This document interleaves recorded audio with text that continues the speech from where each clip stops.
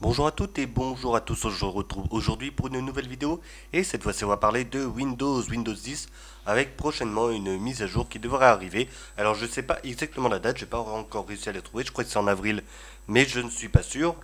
Normalement censé être au printemps, donc si c'est pas là ce sera en juin, non en mai et ça ira pas beaucoup plus loin normalement. Donc on va voir tout de suite ce qu'il en est de Windows 10 avec la mise à jour actuelle par rapport justement aux versions de développement, hein, bien évidemment, tout n'est pas fini, mais ça donnera un bon aperçu de ce qu'il va venir et ce qui va être fait chez Microsoft Windows, bien évidemment. Donc là déjà, bon bah là jusque là rien de bien original, hein, ça reste de toute façon l'écran basique pour pouvoir accéder à son ordi, et c'est là que ça change. Donc ici, bon bah le mot de passe je vais le mettre. Ensuite, ici, vous voyez, il y a plusieurs possibilités. Soit on le fait avec Windows Hello, donc soit c'est la version caméra, ou soit c'est le code PIN à 4 chiffres. Et puis là, après, mot de passe de votre compte, ben, c'est ce qu'on est en train de faire actuellement. Voilà. Donc ça, ça a été rajouté, bien évidemment. On peut choisir soit l'un, soit l'autre, contrairement à avant où on avait uniquement une option, soit ça, ou soit Windows Hello directement. Voilà. C'est parti, j'envoie. Donc on va se connecter, on va voir un petit peu ce qu'il en est. Donc ça c'est déjà le premier petit changement. Il n'est pas grandiose, mais à savoir, voilà, il y a deux petits boutons qui ont été rajoutés et normalement on devrait avoir accès à tout ça par la suite. Voilà. Donc là on va attendre qu'il démarre bien évidemment. C'est toujours assez long. Mais hormis ça, bah, sinon pour la partie de login, rien de bien différent, hein, bien évidemment ça reste basique. Et voilà notre Windows 10 qui est bien évidemment présent ici. Donc voilà comment c'est fait. Alors, il n'y a pas grand changement à première vue, il y a juste quelques icônes qui ont été refaites. Voilà, c'est en train de se mettre en plein écran. Ici, pour le multibureau, qu'on va revoir tout à l'heure. Et après, ça reste plus interne, on va dire. On va voir un petit peu plus en détail par la suite. Donc, si je vais dans le menu démarrer, rien de bien folichon non plus. Ils ont juste changé un petit peu les icônes ici qui sont un petit peu différentes. Et pareil, c'est pas non plus énorme tout ça. Et après, bah, le menu reste à peu près identique. Il y a un petit truc que j'ai vu, donc voilà, vous voyez, peut-être mieux le mettre en plein écran, ça par contre, pour le voir. Donc quand je me déplace, il y a une sorte de lueur, on va dire, qui se déplace aussi en fonction de ma souris. Donc ça, c'est assez intéressant aussi, donc c'est une petite nouveauté, je crois. J'ai jamais vu ça encore, ou alors j'ai vraiment pas fait attention, mais il me semble pas que ça y soit dans la version actuelle. Quoique, regarde, remarquez, je l'ai actuellement, donc autant voir. Voilà. Non, il y est pas, c'est bien ce qui me semblait. Donc cette partie-là, c'est en plus. Voilà. Ensuite, il y a des applications qui sont en cours de développement, donc là comme le Windows Store, et l'application photo. Donc à mon avis, il risque d'y avoir des nouveautés là-dessus, parce que je peux pas l'ouvrir. Là, si je fais ça, vous voyez, ça veut charger, et hop, ça disparaît. Et si je fais le Windows Store, pareil, ça apparaît, et ça disparaît. Donc là, pour le moment, il faut attendre encore un petit peu. Donc je pense qu'ils sont en train de remanier un petit peu tout ça aussi. Le multitâche qui se trouve là, donc là, petit changement. Voilà. Donc là, on a une partie avec évidemment une nouveauté. Donc c'est la chronologie des applications. Donc d'hier jusqu'au 17 mars. Avec là, ce que j'ai fait hier, j'ai tenté des choses, etc. etc. Donc ça, c'est plutôt pas mal. Donc hop, là, je peux aller dessus et directement me retrouver sur Edge avec ce que j'avais fait la veille. Voilà, donc hier. Avec évidemment bah, mon site internet et tout ce qui s'ensuit autour de ça. Donc ça c'est intéressant, voilà, c'est une nouveauté qui se trouve sur cette nouvelle mise à jour, donc c'est la mise à jour printemps. Bah, là vous l'avez en anglais mais pour le coup voilà. Ensuite, qu'est-ce qu'on a d'autre? Je retourne ici sur le multitâche. Voilà, normalement après on n'a pas grand chose d'autre hein, de toute façon. Afficher à gauche, à droite, etc. Afficher sur tous les bureaux, déplacer vers tel bureau. Et normalement si je fais ça, hop là, mince, voilà. Si je fais ça, je peux le mettre dans plusieurs bureaux. Voilà. Parce qu'on n'avait pas à un certain moment et puis maintenant c'est arrivé. Puis là, si je descends, hop, là vous voyez que on a évidemment tous les trucs qui apparaissent ici. Avec en plus de ça les notifications qu'on a eues et qu'on n'a pas été voir. Activer. Allez hop, comme ça ce sera fait. Donc ça c'est plutôt intéressant. Après, bah, évidemment, quand on a une grosse chronologie, après on pourra chercher telle ou telle chose, notamment sur la recherche ou sur autre chose de ce que l'on a fait.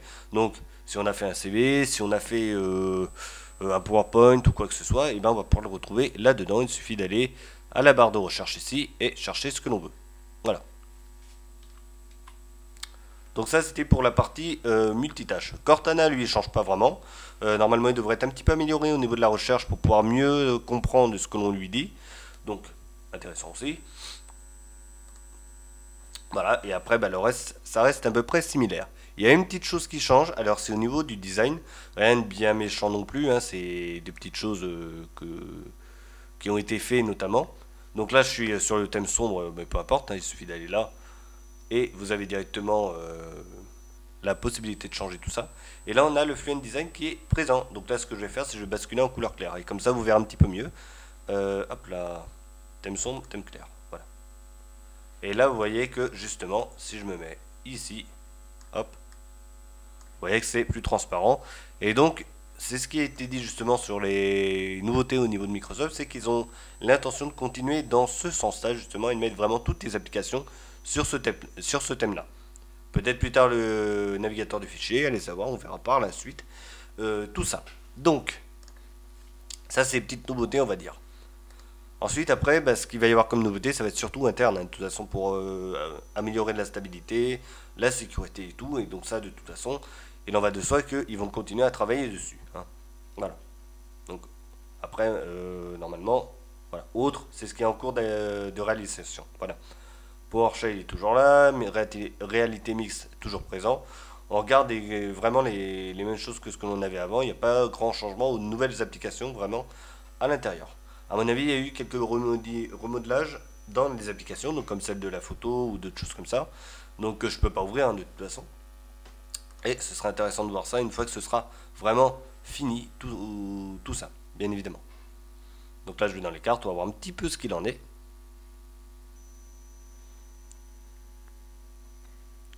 Ok, ça s'affiche. Voilà. Très bien, très bien. Voilà. Vous voyez, là, ils ont mis en transparent le truc du haut. Alors là, c'est vraiment comme Mac, justement, avec leur interface transparente qui laisse apparaître ce qui se passe dans une fenêtre active. Voilà. Donc ça, c'est intéressant. Donc là, on peut voir un petit peu de tout. Normalement, il doit y avoir la vue satellite quelque part. Voilà, bon, je vais pas trop m'attarder là-dessus. Mais c'était pour vous montrer un petit peu ce qu'il en était au niveau des applications. Et on voit justement qu'il n'y a pas grand-chose qui a changé. Voilà, pareil pour le menu. Alors après, ce que j'ai vu aussi, ce qui est intéressant, c'est le navigateur de fichiers.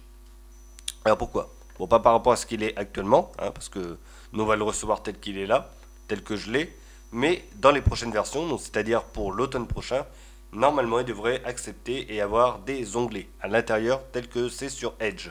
Voilà, Edge on a des onglets et tout, et en bas on a la partie justement de notre fenêtre. Donc ça devrait ressembler à ça, et j'avais vu justement qu'il comptait par la suite le mettre enfin dans le navigateur de fichiers. Il était temps, mais ce ne sera pas pour ce printemps-là, ce sera pour l'automne, donc la prochaine mise à jour. Peut-être parce que c'est pas encore assez stable, et c'est vrai qu'il vaut mieux que ce soit complètement stable, afin que ce soit pas trop buggé, plutôt que de balancer ça et que il y ait des plantages du navigateur du fichier et que ça redémarre à chaque fois. Donc ce serait dommage de le mettre alors que c'est pas finalisé. Autant attendre un petit peu et enfin on l'aura par la suite. Donc ça c'est en attente. Donc on verra par la suite comment ça va se faire, mais normalement on devrait avoir l'implémentation des onglets à l'intérieur du navigateur de fichiers. Ce qui va vraiment être sympa parce que l'on soit sur Linux ou que l'on soit sous Mac, Linux ayant commencé le premier, mais on a depuis un moment maintenant les navigateurs de fichiers avec des onglets. Donc voilà, maintenant tous les navigateurs de fichiers sur Linux, même les plus légers, acceptent les onglets. Donc pourquoi pas Windows. Donc c'est pour ça que justement il était temps quand même de venir à ça et franchement ça fait du bien de savoir ça. Voilà. Donc je l'ai vu de toute façon sur internet, hein, sur les sources, donc tel que ce site là. Voilà. Alors je sais pas si c'était vraiment ce site là, mais en l'occurrence, voilà. C'était dit dessus qu'il allait y avoir un petit peu de changement au niveau du navigateur de fichiers pour les prochains jours. Voilà. Donc pour le prochain mois plutôt. Donc après je vais faire ça. Voilà.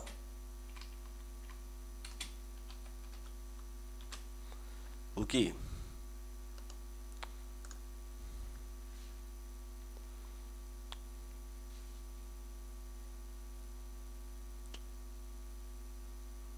C'est en train d'arriver. Voilà. Donc vous voyez, donc là l'histoire des onglets qui est en train d'arriver petit à petit un petit peu partout. Donc ça c'est pour ça que je disais que c'était assez intéressant. Donc là j'ai pas le navigateur du fichier, hein, c'est peut-être sur un autre site. Mais ceci étant, voilà, en plus on a vu que ça allait se faire pour aussi Microsoft Office.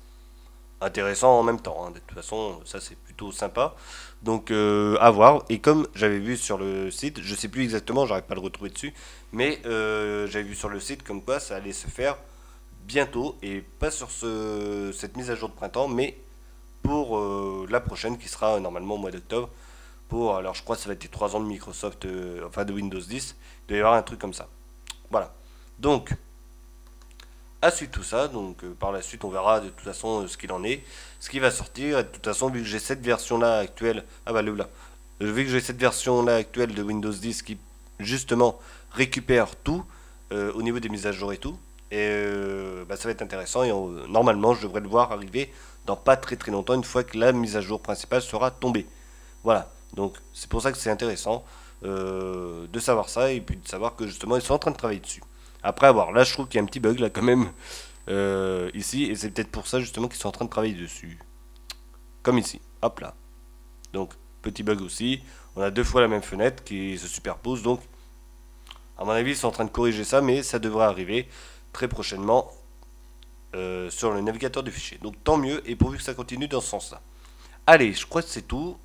Là, il va me demander, voilà, de fermer correctement mes onglets. Voilà, je crois que c'est tout. Donc, pour faire le bilan global de tout ça pour Windows 10 qui devrait arriver très prochainement. Donc, une fois que j'aurai la date, bien évidemment, on le saura tous. Il y a le multibureau qui est un petit peu différent avec l'arrivée, bien évidemment, de la timeline. Donc, c'est comme ça qu'il l'appelle pour pouvoir voir un petit peu ce que l'on fait au fur et à mesure. Petit changement au niveau du thème, avec l'arrivée de d'autres petits effets spéciaux au niveau du thème et au niveau de la colorimétrie. Le frame design qui est plus important. Et après, bah, tout le reste, ça va être surtout de l'amélioration interne au système et à voir par rapport à Windows Store et tout, qui devrait changer un petit peu à mon avis, vu qu'ils sont en train de le refaire. Petit truc que je n'ai pas dit aussi, il va y avoir d'autres options comme le téléchargement de police et tout supplémentaire pour pouvoir écrire, qui va pouvoir se faire via le Windows Store. Ce qui est assez intéressant pour Windows 10 S. Voilà. Notamment parce que ces versions de Windows ne peuvent pas accepter quoi que ce soit de l'extérieur. On est obligé de passer par le navigateur, enfin le store d'applications de Windows pour pouvoir télécharger les applications. Donc autant que tout soit dedans parce que sinon on ne va pas y arriver. Et que l'on soit sur Windows normal ou sur le Windows 10 à mon avis le Windows 10 fera un gros four s'il ne change pas grand chose maintenant. Donc voilà. Allez, c'est fini pour la vidéo, on se retrouvera pour une prochaine. En attendant, portez-vous bien. Et à bientôt tout le monde.